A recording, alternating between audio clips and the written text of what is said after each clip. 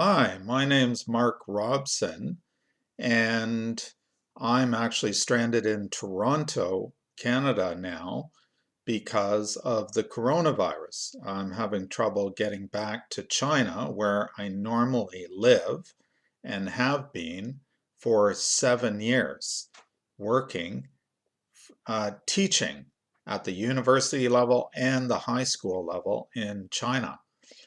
And so, since I have all this time and I've been reading about, the tensions that are building between China and the rest of the world and the rest of the world and China, I felt that because of the very special experience that I've had for 7 years, that I need to talk about China because one of the things I've discovered is the Western press has regularly distorts information about China, or its reporting is rather twisted, unbalanced.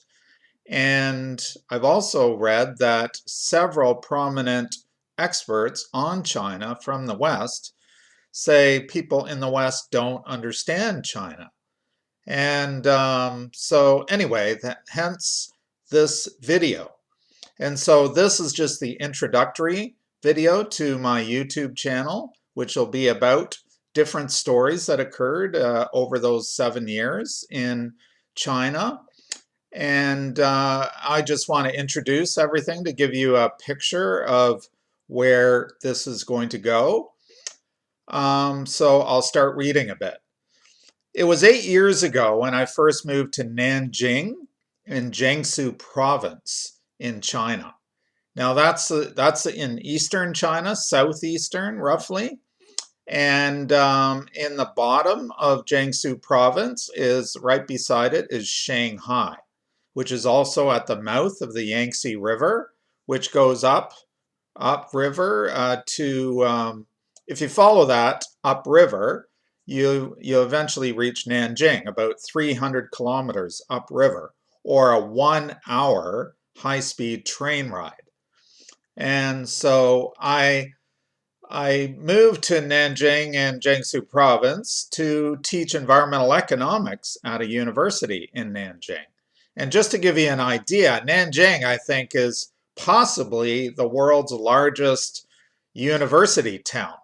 Of course, it's not a town, it's 8 million people, but it literally has something like, I believe it's 55 universities, and I think it's something like 600,000 or 700,000 university students.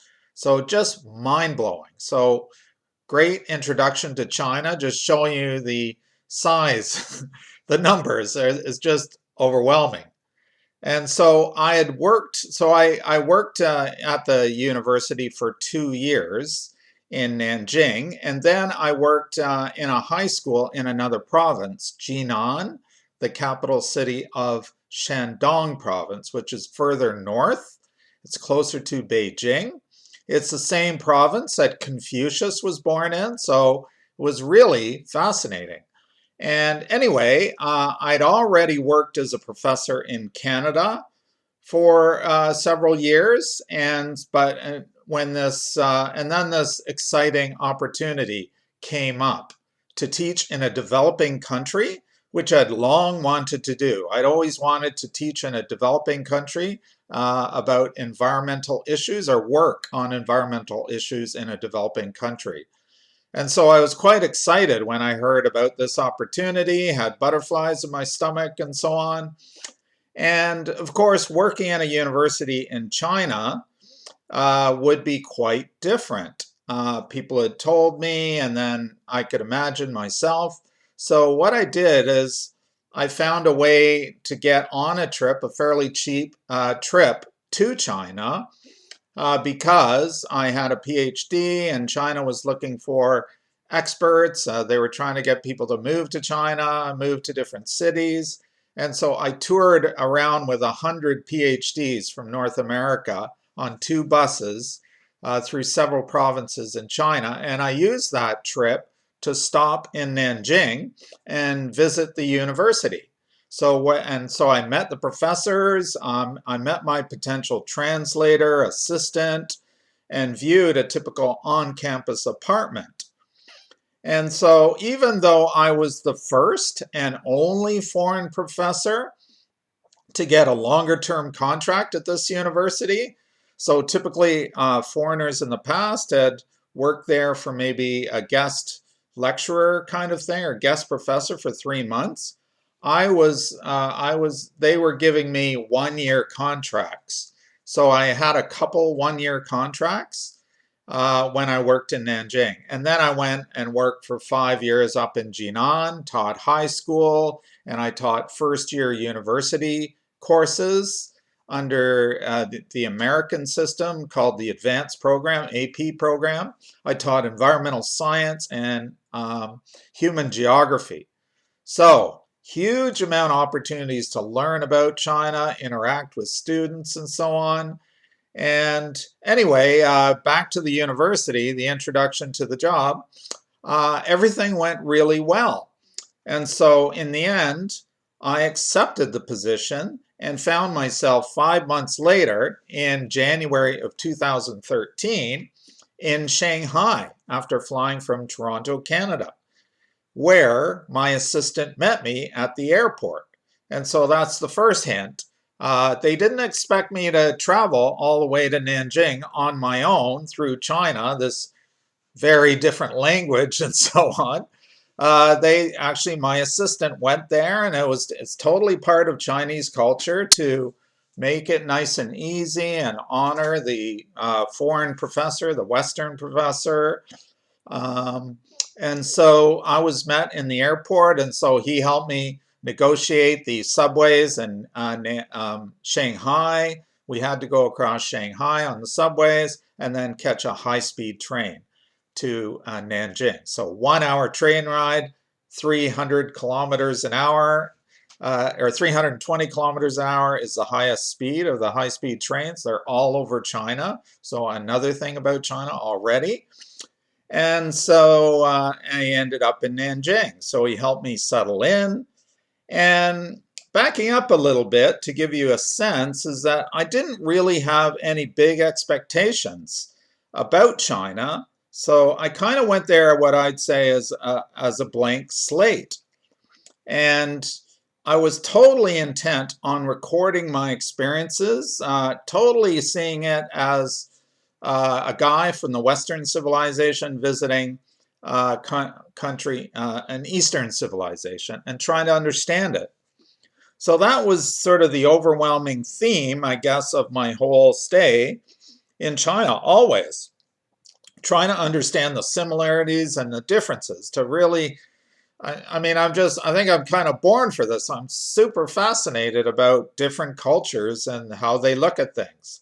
So I use this kind of approach to record everything I wrote down, the pictures I took, the videos I took. And so that was my whole orientation. Now, my exposure to Asia, I've been in Asia once before, and that was actually in Thailand. As when I was a professor in Canada, I took part in a trip to Thailand to learn a research methodology about indigenous people's management of forests, their local community forests. And so when I stayed there, it was at a university, I just found our first time in an Eastern country, I really loved it because it was just so crazy on the streets. Everything was so crazy. So many people going different directions, bizarre things, 5 people riding on a moped and one person wearing a helmet. It was just so freaky. I loved it. And so I kind of had a feeling that I think this is what Asia is about, this like all sorts of people, busy, doing all sorts of things, strange foods and spicy foods. And yeah, it was just, I just loved it. Anyway, so I just thought maybe one day I'm going to return to Asia because I love this. And I've been to one country in Asia. The other exposure relative to my visit to China is that I had supervised 2 Chinese graduate students. So it wasn't the first time that I'd interacted with Chinese graduate students. So I had a sense of some of the challenges and so on. But beyond those two things, I really did not have any fixed expectations about China when I got there. So I just say that I was kind of a clean slate when I moved there. And from the start, as a result, I was completely open and made learning about Chinese thinking and Chinese culture my top priority. I did hang out with foreigners now and then, but it was not my priority. My first interest was really to understand China. And so, if there was ever a conflict between doing a Chinese kind of function that I was invited to or going and hanging out with the foreigners, I'd hang out with the Chinese. So, this was totally to learn about China. And I've interacted, so as a result, I've interacted and asked endless questions of my Chinese students, both inside the class and outside. Interacted with each Chinese person who ever asked to be my friend on WeChat, and that happened all the time. Everyone's fascinated by the foreigner. That's what they call you, a foreigner. They don't, yeah. They'll ask you what country you're from, but you're a foreigner. And so you have to understand Chinese history, what that really means. And, in Chinese, Laowai. And so, so I met a lot of people just on social media, and I accepted anyone who wanted to be my friend. I would accept that and interact with them. And this was, of course, on WeChat, and WeChat has a translation function. So this is how I could communicate with Chinese because I didn't learn the Chinese language. I've learned a little bit, but I still have a long way to go. So anyway, I was able to interact with the regular Chinese person on the street that wanted to talk to me. I also accepted any opportunity to participate in any Chinese event I was invited to be a part of. And so this is over a period of 7 years. And so after 7 years, I can pretty safely say with quite a bit of confidence is that my experience, I never met another foreigner who had such a wide range of experiences, who had visited so many provinces in China. So I would say my experience of China is not average, it's exceptional.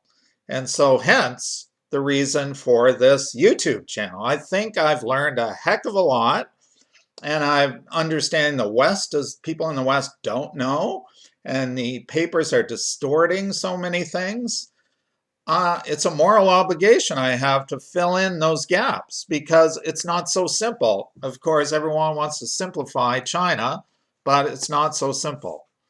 And so, in the end, I think I've had a really rich experience in China. And let's see, continue on.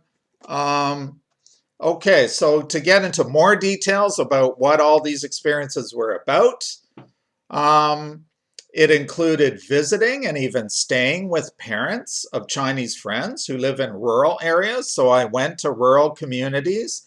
One place I stayed for maybe a week overnight, so lived with the family. This is during Spring Festival, so totally experienced what it is, Spring Festival, what people do, and lived with a Chinese family.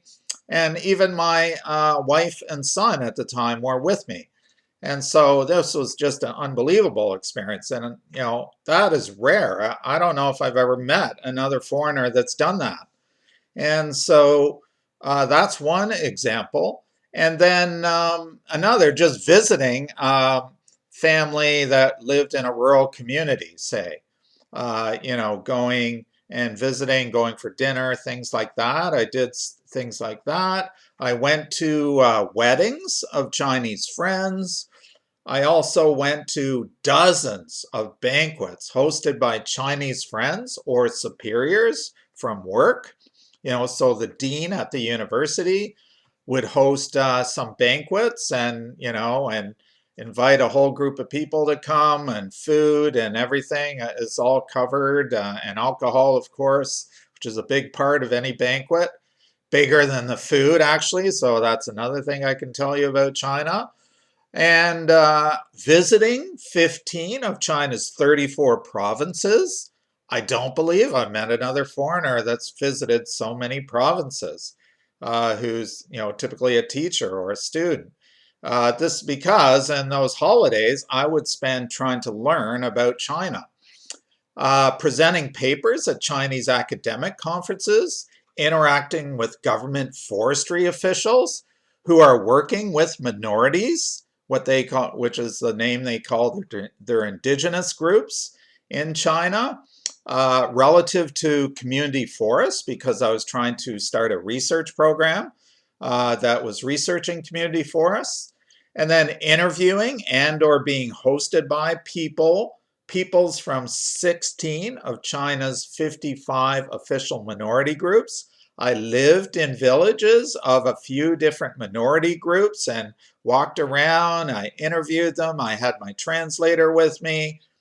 Deep, deep, deep experiences. I'm sure virtually very few foreigners have had this experience. I'm talking remote areas of China, like right on the border of Vietnam.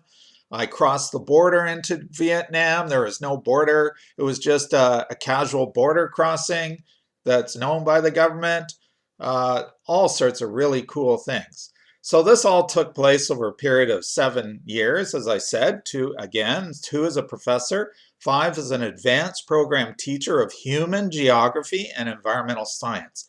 So human geography is essentially like cultural geography. So I taught this course to high school students, elite high school students.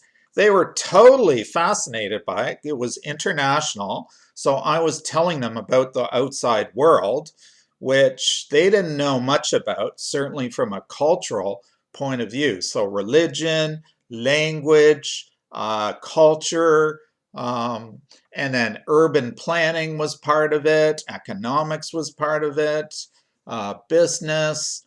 And so we had all sorts of conversations. So I was teaching them, but I think they taught me at least as much, if not more, about China. So huge opportunities to learn about China. And okay, and so that was in Jinan in Shandong province. And so learning and recording all these experiences resulted in thousands of photos, dozens of videos, and dozens of carefully checked notes. So anytime an incident, something would happen and it was unusual to me, I would write it down and I would try and capture every little detail as much as possible about what happened to try and understand that situation. And then I would check with my students, friends, and I would check online, sort of fact check to make sure that I got it right, that I was interpreting the situation correctly. And so I have dozens of these kind of little notes that I would make about what I was learning about China as I went through it.